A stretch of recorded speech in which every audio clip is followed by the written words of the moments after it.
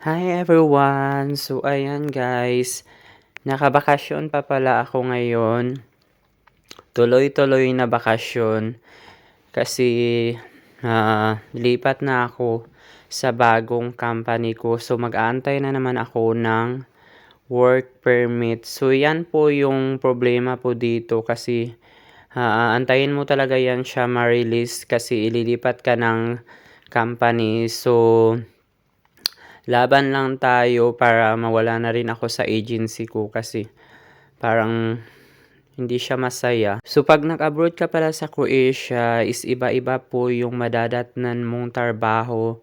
So expected kung anong in-applyan mo. So dapat i-research mo yan para hindi ka magulat pagdating dito. Sa case ko naman, sanay naman ako sa trabaho. Pero iba-iba po yung ating kuan dito, ma-experience. So iba-iba po tayo ng kwento. Yung Croatia at saka yung Middle East ay iba po. So dito po pala sa Croatia, ikwento ko sa inyo yung mga transportation. Yan po yung tram or train po. Yun yung limitan na yan yung lagi naming sinasakyan. Ayan tram or train sa atin, tapos mag-bus. Yan po yung transportation po dito sa Croatia. Bihira lang po dito yung mga company bus, yung company na mga transportation, bihira lang po dito.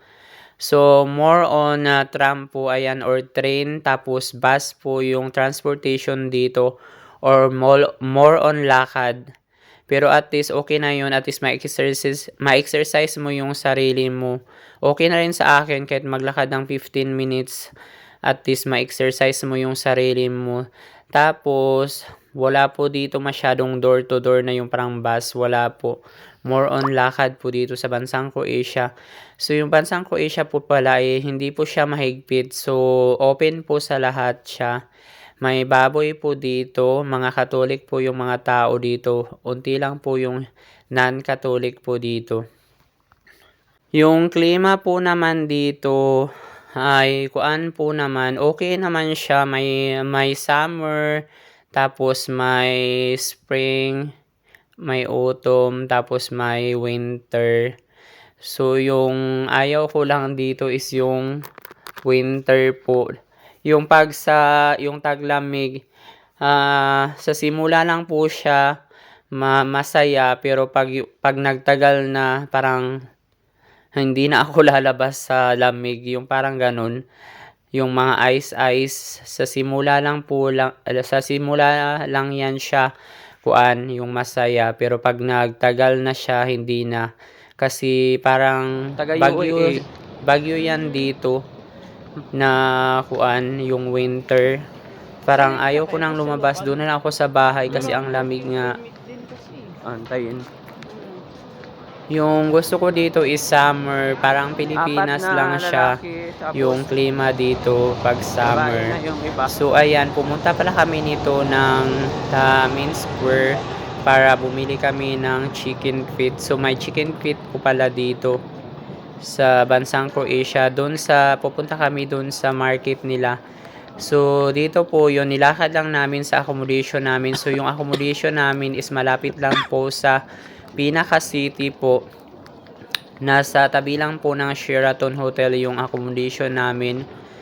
Ayan po. Tapos ayan, nakadating na kami sa Main Square. Ayan, dito po nakikita yung mga Pilipino. Ito yung mga pinaka city na po to.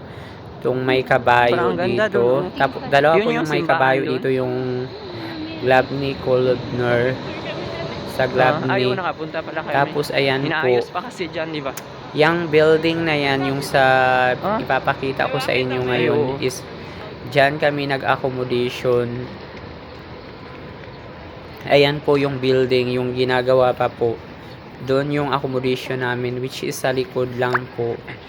Tapos nilakad lang namin yan, malapit lang naman sa amin.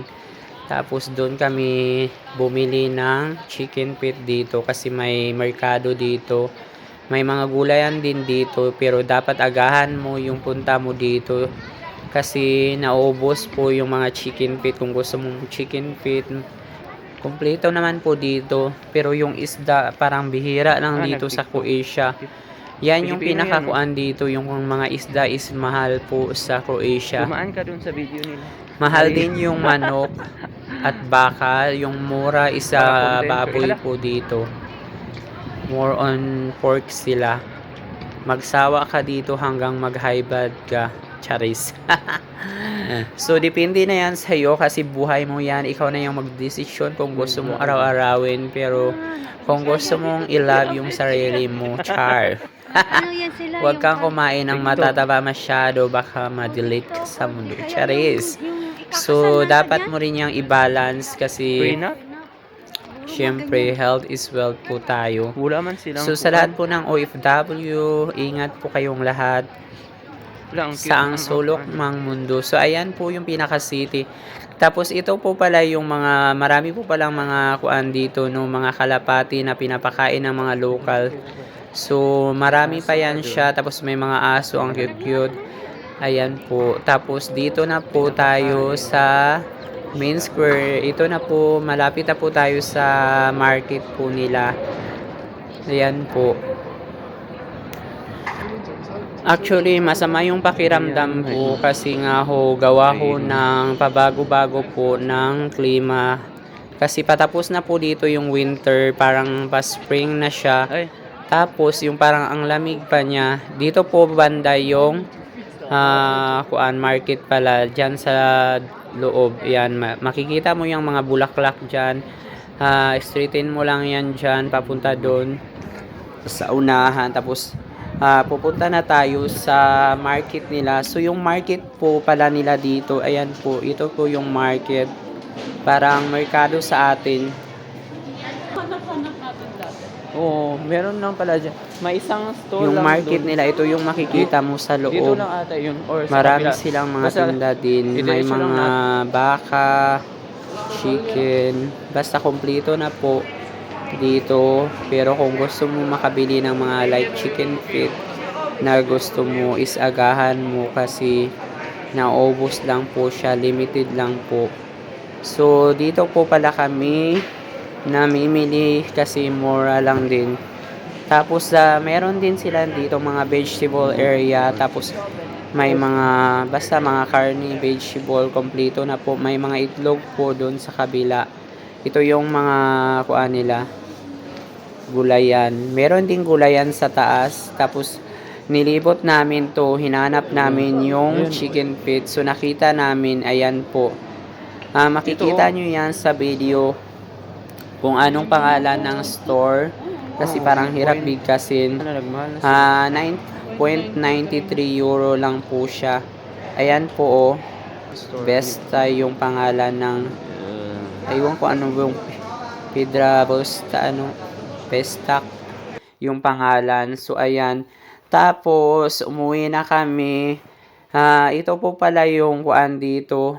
Yung gabi po dito, 8 PM na pala to, nag-video ako. Tapos ayan, gabi na umaga pa po dito kasi magsa-summer na po.